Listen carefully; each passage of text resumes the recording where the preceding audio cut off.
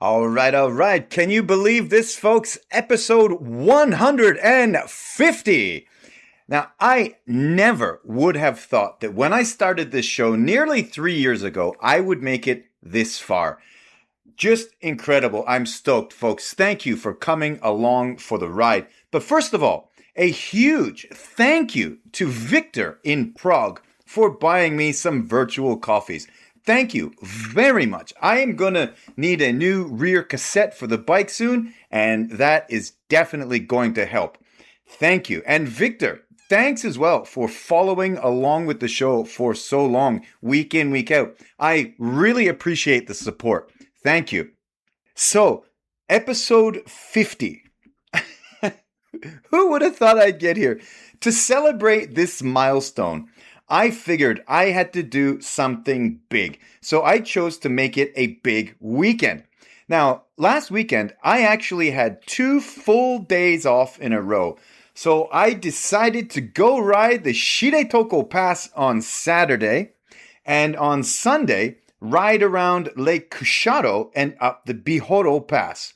So, this episode and episode 151 are kind of 2 parts of the same trip. But, well, first off, I'm not sure how good your Hokkaido geography is, but Shiretoko is on the complete other side of the island. Now, I live in Ishikari, and Shiretoko is about 400 kilometers away. Woohoo! So, folks, I'd had this ride in my mind. It had been decided, so there was nothing to it but just to see it through. So, Friday evenings, I work until 6:20, and by 6:30, I was on the road heading out to Shiretoko. And I was doing it all no tolls. I wasn't going to take any paid highways because that can really add up going that kind of distance. That can get really expensive. So it was up to Asahikawa, and then I was going to take the Asahikawa Expressway kind of all the way along. That's a free expressway, by the way. But guess what, folks? After just a short stint on that, I had to get off as the road closed for construction. So I had to take Route 39 to Kamikawa, then Route 333 for most of the way along to Route 334, from Bihoro. And then that road just kind of the rest of the way to Shiretoko. But folks, those are very, very rural, very, very mountainous trips. So they kind of wind their way through twisty, turny mountain roads. And I mean, it was just pitch black out there at night. I mean, except for my high beams along pretty much the entire drive. I mean, there are no lights, there are no people, there are no towns. Folks, I am not joking when I say there is nothing there for most of that route. There were deer all over the roads, little tanuki, the little raccoon dogs, scurrying across the roads. But it was definitely kind of freaky driving that long in that darkness. It it sure kept me on my toes. But also, because that expressway was closed, it took me longer to get there than I had expected. It actually took a full 7 hours to get there. So, I arrived at the Utoro Shiretoko roadside station at 1:30 in the a.m. Oh, that's right. I just did the whole 7 hours straight. I think I stopped to go to the bathroom once. I again, my adrenaline was up because the roads being so twisty turny, so dark, so obviously in mountainous, potentially dangerous terrain. My adrenaline was pumping.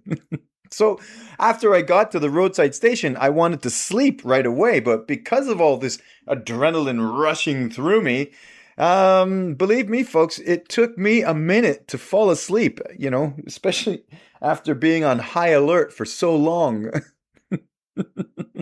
But so the sun came up sooner than I would have liked, and the day to ride the Shiretoko Peninsula was here.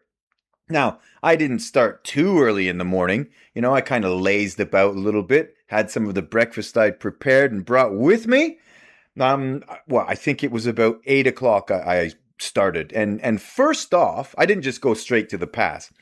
I started first off going to see two of the waterfalls along Route 334. The first waterfall I saw was the Sandan Falls. And, that was okay. Honestly, nothing special there. You've seen waterfalls like that, but it was still nice, right? Something I hadn't seen before, so that's always good. Then after that, I went to see the Oshin Falls. And folks, those were great.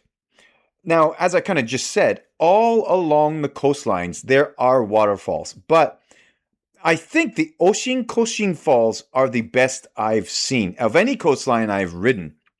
And I didn't actually realize this, but those falls are designated as one of Japan's top 100 waterfalls.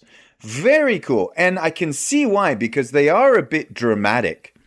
They have a nickname as well, Sobi no Taki, which means Twin Beauties Waterfall, as the stream, the main stream at the top, splits into two visible falls.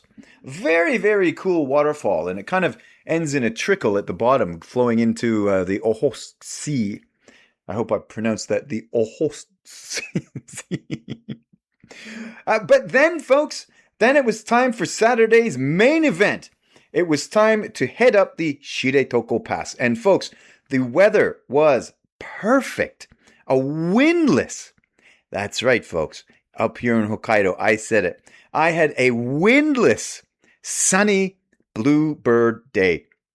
And as soon as you start that pass, there is a bear sign. And it's one of those permanent ones that just tells you bears are always there. Okay, let me backtrack a bit, folks. I don't know if you know this or not, but Shiretoko is the most densely populated brown bear habitat in Japan. And I read it's actually got one of the highest densities of brown bears living in that one area in the world.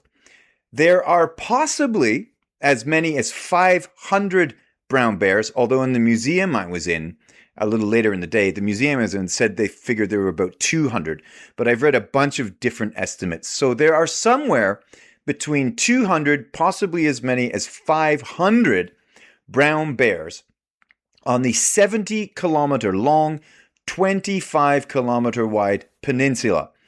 It's not a big place. Folks, that is a lot, a lot of bears in a relatively small space, okay? That's what you're dealing with when you're going out to Shiretoko.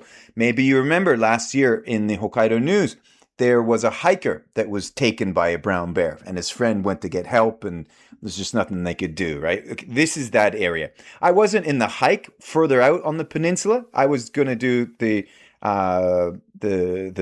mountain pass, but yeah, that's that area. But Shiretoko is definitely one of the most beautiful places here in Hokkaido. The spine of the peninsula is actually this dramatic mountain range, which includes Mount Raosu, Mount Iyo. All of them are, of course, volcanoes. Maybe you've heard of this. Shiretoko is also famous for drift ice viewing. Now, ecologically, this drift ice is very, very important as plankton blooms in the sea ice, which is the basis for the food chain right up to the bears in the peninsula. And this kind of carries throughout the whole island, right? A little bit more information about the place. The name Shiretoko comes from the Ainu language. The words Sur Etok, which mean the end of Mother Earth. That is where we get the name Shiretoko, Sur Etok, which, again, the end of Mother Earth. And you can see why the Ainu would consider it the end of Mother Earth, because it's quite literally the very end of the island if you're going east. People also go out there for sightseeing. They take whale watching cruises. People see orca rising.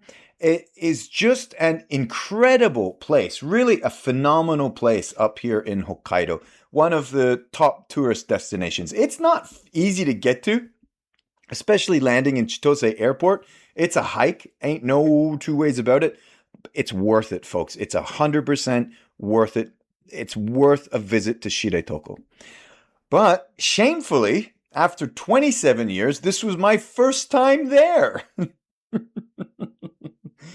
I'm correcting all kinds of wrongs now that I've got a bit more of free time in my life, shall we say. So there I am, riding up the pass. And as far as mountain passes go, this one really isn't too difficult, folks. It's not like Keinashi Toge in Otaru with all those switchbacks. That's hard. Some sections of the Asari Toge in Asari, again, the other side of Otaru from Keinashi, that's more difficult than this one. This is still, make no doubt about it, this is still a mountain pass. But as far as mountain passes go, it's not a killer. And as with all these places, with all these mountain passes, it's gorgeous. I mean, you are really forest bathing as you go through all that pristine old growth forest. It's gorgeous. And there was a point in the ride when you kind of go around a corner and Mount Naosu kind of starts to come peeking out at you.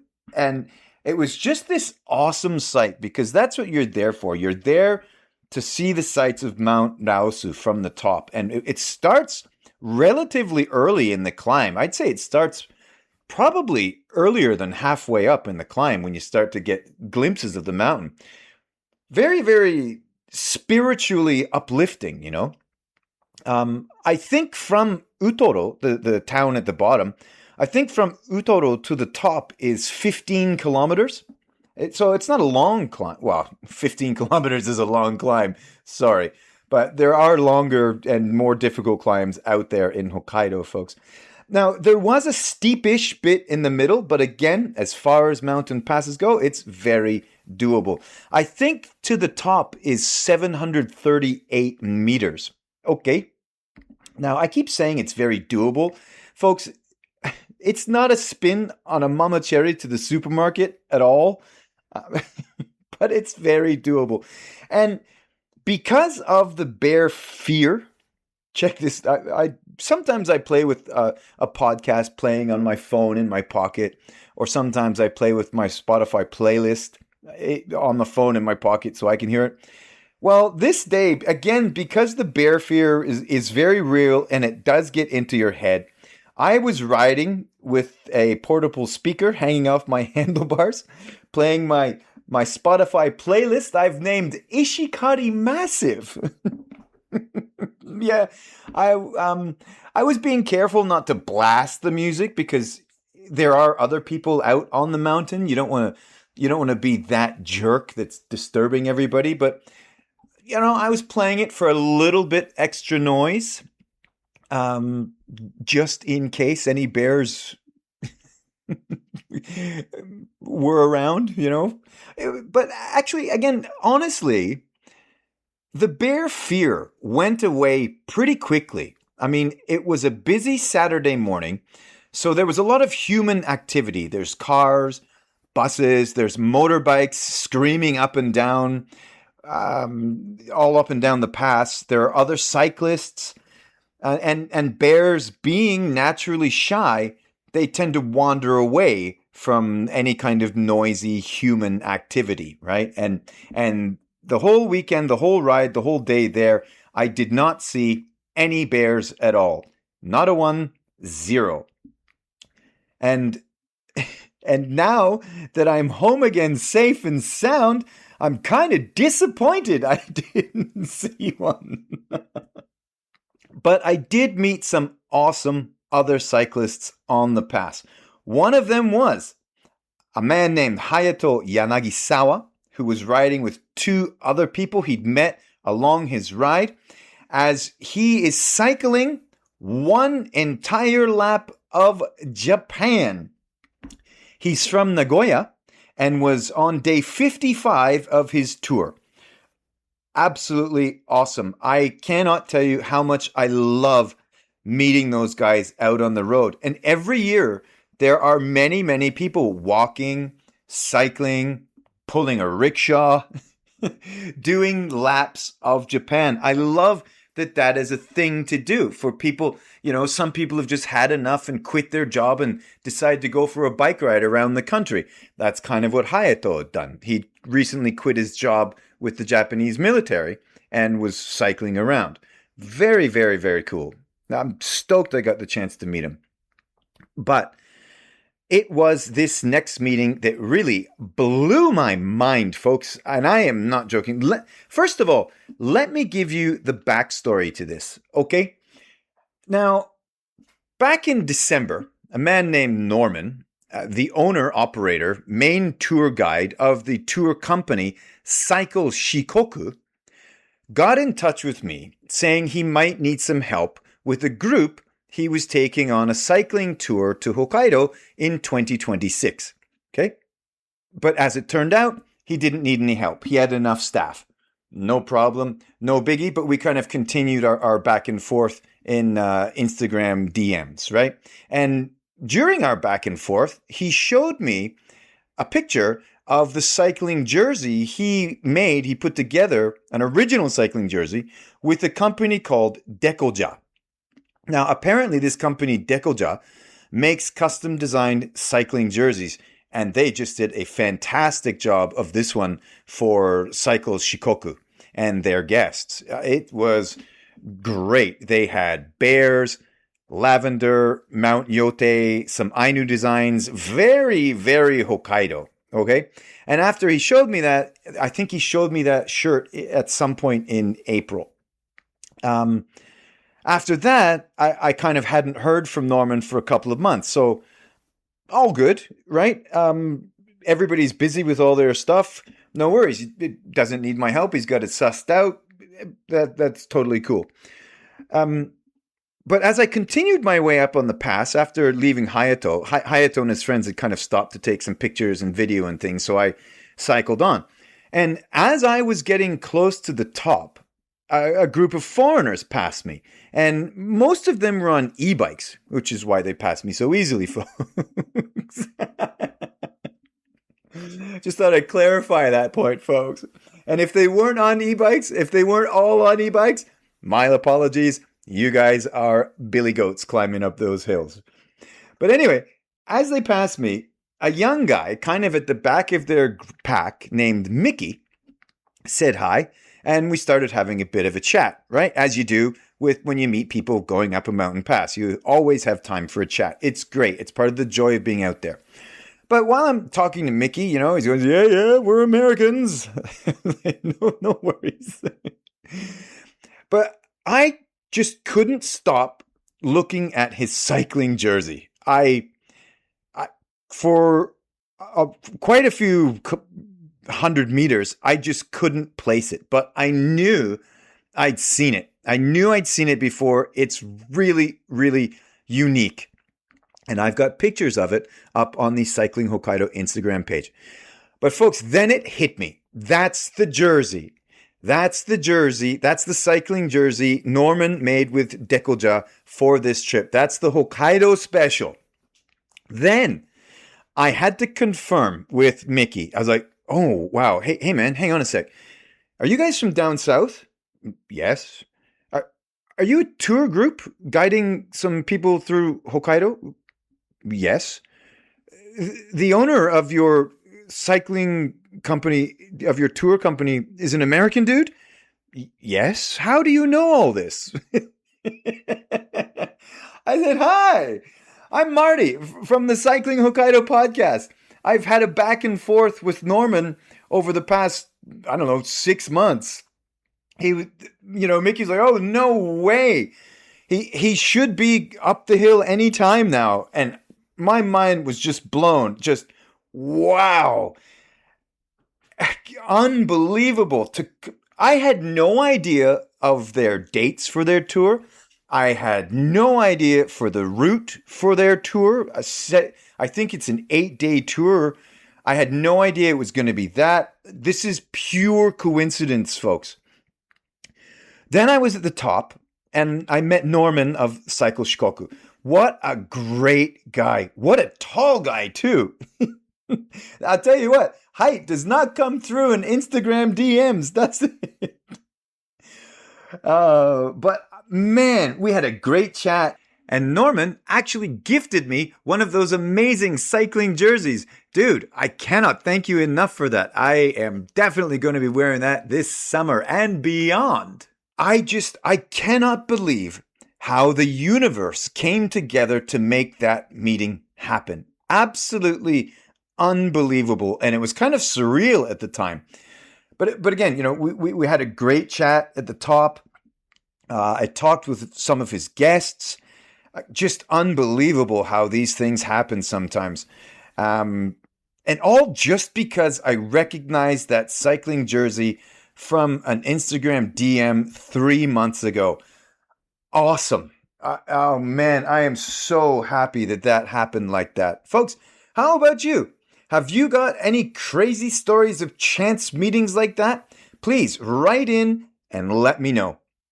And of course, folks, not only was I just having the time of my life meeting these people, but the views of Mount Raosu and the view from the top of the pass were just incredible. That is a gorgeous mountain pass to ride. I highly recommend it. And again, if the bear things in your mind, maybe thinking about scheduling it for a Saturday, a mid-Saturday morning when there is human traffic, maybe try to avoid a quiet Tuesday morning adventure type thing, right? Something to keep in mind. But after all the excitement at the top, after pictures and video had been taken, it was time to head back down. Norman and his group continued down the other side to Raus, as did Hayato and his friends. And I descended back down to Utoro, as there was some sightseeing and things I wanted to do there. One, I wanted a bowl of shio ramen, salt ramen, that came highly recommended by my friend Sean Hanratty, who is a lunatic hiker, by the way. And his recommendation was on the money. That salt ramen, shio ramen with pork chashu at the ramen restaurant Nami Shibuki, or Sea Spray in English. If you look it up, you can find it either as Sea Spray or Nami Shibuki. Both entering either of those into Google will get you the same restaurant. But that ramen just was absolutely excellent, an outstanding bowl of noodles. And it really hit the spot after a mountain pass ride. I mean, all that gorgeous scenery just made the food taste all the better, And also, while in Utoro, I wanted to see and climb up the Oronko Rock. Now, all along the coastline, there are cool rock formations, right? Even just outside of Utoro, there's a bay called Benzai Bay. And there are a couple of really good rocks out in Benzai Bay as well. That bay is a gorgeous piece of scenery as well. I mean, the cliffs are quite dramatic. Really, really good looking place. But in Utoro, Oronko Rock is the biggest of the rocks in the area, and it's 60 meters tall. It kind of looks like a mini Uluru in Australia, if I've got that pronunciation correct.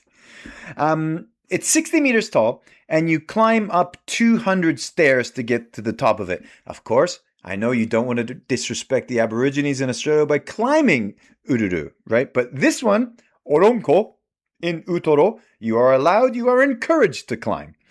Just incredible views from the top. The coastline, the town, but the mountains, of course. But right in front of Oronko Rock is an amazing rock formation called Godzilla Rock. And it really looks like Godzilla. It was awesome. You gotta love stuff like that. Again, I've got pictures up in the Cycling Hokkaido podcast Instagram page. Check it out. It's freaky. It almost looks like somebody carved it. It almost looks like it was done on purpose, but that is nature's work, folks. Godzilla Rock in Utoro is excellent. It's fenced off for our safety. There's falling rocks from time to time, so, don't be a dummy and try to climb it or anything like that. But folks, there was one more part of Shiretoko I wanted to see before I had to leave, and it was getting kind of late in the afternoon. After I checked out a local museum, I think I mentioned that earlier, it's a local nature museum. They had all kinds of great information on the local wildlife, on what people living there in the past were like, Ainu, a bit of the Ainu language associated with the area. Another thing I really like to do is when I'm in these local areas, if there is a museum to be checked out, I want to have a look. It adds to the flavor of the ride. It adds to the flavor of the place, right? But after I'd seen that museum, which is right beside the Utoro roadside station, Michinoeki, I wanted to go see the Shiretoko Gokko, the 5 lakes, right? But again, as it was getting a bit late in the afternoon, I drove because you have to go kind of back up halfway up the pass and then kind of down the back side of it. So, hey, no biggie. I'd ridden the pass. No biggie. I'm satisfied with my ride for the day. So I get to the Shiretoko Gokko and it's 500 yen to park in the parking lot. And then I did the free elevated boardwalk to Lake Ichiko. Ichiko means first lake. Walking the whole boardwalk out and back is 1.6 kilometers, and it's amazing. Holy smokes. I mean, the stunningly clear view of the Shiretoko mountain range was incredible. And again, I had perfect weather for all of this. It's really, really moving, actually, to see it all like that in person. You see pictures of it, but it doesn't do it justice because this might sound a bit flaky, forgive me. You can almost feel the presence of God.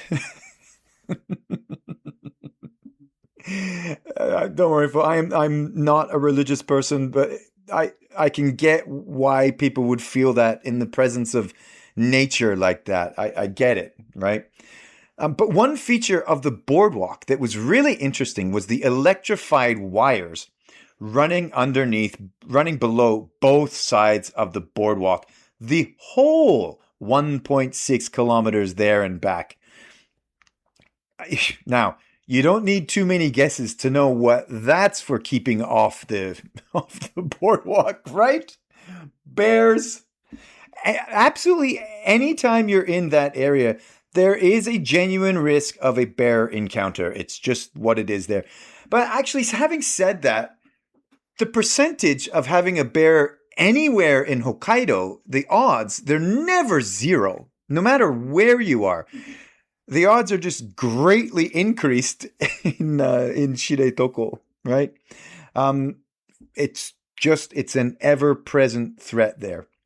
And folks, if you're feeling adventurous, you can take a guided tour of all the 5 lakes without the safety of electrified wires for 7,500 yen for a 3-hour tour with a professional guide and with the very real threat of being nibbled. But, that just wasn't on the cards for me that day. Again, I'd ridden the pass. It was getting late. I'd seen the sights I'd wanted to see. Well, there was one more I'd wanted to see. What is it? The Kamui Wake no Taki? I'm not sure if I've got that right. There's one more waterfall that's quite deeper in the peninsula. I didn't go to that because the entire time I was there, this place is just flashing bright with bear warnings. There's been a recent sighting. There's been a recent sighting. So, yeah, I would have been in my car the whole way along, but you still have to get out and walk to the place. So, for once in my life, I used my better judgment and skipped that waterfall. That will be for another time. But again, as I said, it was getting a bit late. I'd seen everything I wanted to see. So it was off to sleep in the roadside station, the Michinoeki in Mashu, before going to check out Lake Kushado and the Bihoro Pass, which will be in next week's episode. Man, I'm looking forward to next week's episode as well, because those places are incredibly gorgeous as well. And that was also my first time to see them. That's part 2 of this kind of little mini series. Folks, episode 150. Woo! Thank you all so much for coming along for the ride. I cannot thank you all enough. It's been a lot of fun doing this podcast, and I'm going to keep going. For this episode, I will also put links up for Cycle Shikoku, the tour guide company, and Hayato's Instagram pages. And if you found value in the show, or you just like what you hear and want to keep my wheels turning, buy me some virtual coffees. You can do that at buymeacoffee.com/cycling Hokkaido. Thank you very much. And check out all of the picks for this episode and next week's episode on the Cycling Hokkaido podcast Instagram page. Folks, I'm looking forward to putting together episode 151 for you. Talk to you next week. Have fun out there. Love ya.